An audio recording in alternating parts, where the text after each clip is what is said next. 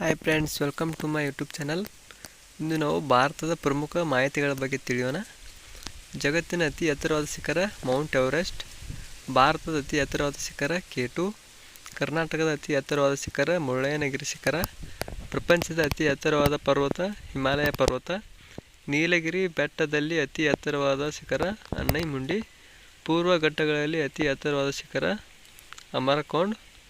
ಸ್ವಾತ್ವಾರ್ ಪರ್ವತ ಶ್ರೇಣಿಯಲ್ಲಿ ಅತಿ ಎತ್ತರವಾದ ಶಿಖರ ದುಗ್ವಾದಾರ್. ವಿಂಧ್ಯ ಪರ್ವತ ಶ್ರೇಣಿಯಲ್ಲಿ ಅತಿ ಎತ್ತರವಾದ ಶಿಖರ ಅಮರಕಟಕ. ಅರಾವಳಿ ಬೆಟ್ಟಗಳಲ್ಲಿ ಅತಿ ಎತ್ತರವಾದ ಶಿಖರ ಗುರು ಶಿಖರ. ಭಾರತವನ್ನು ಮೊದಲ ಬಾರಿಗೆ ಸಂಘಟಿಸಿ ಆಡಳಿತ ನಡೆಸಿದವರು ಯಾರು? ಮೌರ್ಯರು. ಆಸ್ತಿ ಹಕ್ಕನ್ನು ಎಷ್ಟನೇ ತಿದ್ದುಪಡಿ ಮಾಡಿ ಮೂಲಭೂತ ಹಕ್ಕುಗಳಿಂದ ತೆಗೆಯಲಾಯಿತು? 44ನೇ ತಿದ್ದುಪಡಿ. ಸೂರ್ಯನಲ್ಲಿ ಅತಿ ಹೆಚ್ಚಾಗಿರುವ ಅನಿಲ ಹೈಡ್ರೋಜನ್ ಅನಿಲ. ದಕ್ಷಿಣ ಪಥೇಶ್ವರ ಎಂದು ಯಾರನ್ನು ಕರೆಯಲಾಗುತ್ತದೆ? ಇಮ್ಮಡಿ ಪುಲಕೇಶಿ. ಜೀವಕೋಶವನ್ನು ಕಂಡುಹಿಡಿದವರು ಯಾರು? Robert Hooke.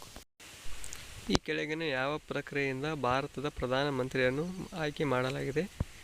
ಆನ್ಸರ್: ನೇಮಕಾತಿ. ಹುಲಿ ಜನಗಣತಿ 2018. ಪ್ರತಿ ವರ್ಷ ಜುಲೈ 29 ಅಂತಾರಾಷ್ಟ್ರೀಯ ಹುಲಿ ದಿನಾಚರಣೆ ಆಚರಿಸಲಾಗುತ್ತದೆ. ಭಾರತದಲ್ಲಿ 2006ರಿಂದ ಪ್ರತಿ 4 ವರ್ಷಕ್ಕೊಮ್ಮೆ ಹುಲಿ ಗಣತಿ ಕಾರ್ಯ ಜರುಗುತ್ತದೆ.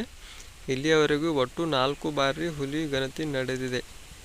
2018ರಲ್ಲಿ ಹುಲಿ ಗಣತಿಯನ್ನು ಪ್ರಕಾರ ಭಾರತದ ವಿವಿಧ ರಾಜ್ಯಗಳ ಹುಲಿಗಳ ಸಂಖ್ಯೆ: ಫಸ್ಟ್ ಮಧ್ಯಪ್ರದೇಶ್ 526, ಕರ್ನಾಟಕ 524, ಉತ್ತರಾಖಂಡ್ 442, ಮಹಾರಾಷ್ಟ್ರ 312, ತಮಿಳುನಾಡು 264, ಅಸ್ಸಾಂ 190, ಕೇರಳ 190, ಉತ್ತರ ಪ್ರದೇಶ್ 173.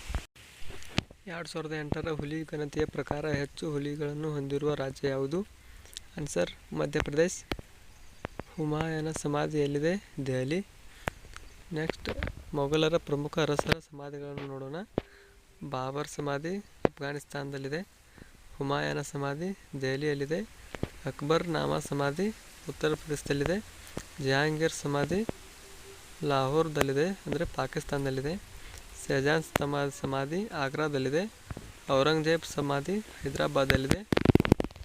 ಈ ಕೆಳಗಿನವುಗಳಲ್ಲಿ ಹಾಲಿನಲ್ಲಿರುವ ಆಮ್ಲ ಯಾವುದು? ಲ್ಯಾಕ್ಟಿಕ್ ಆಮ್ಲ.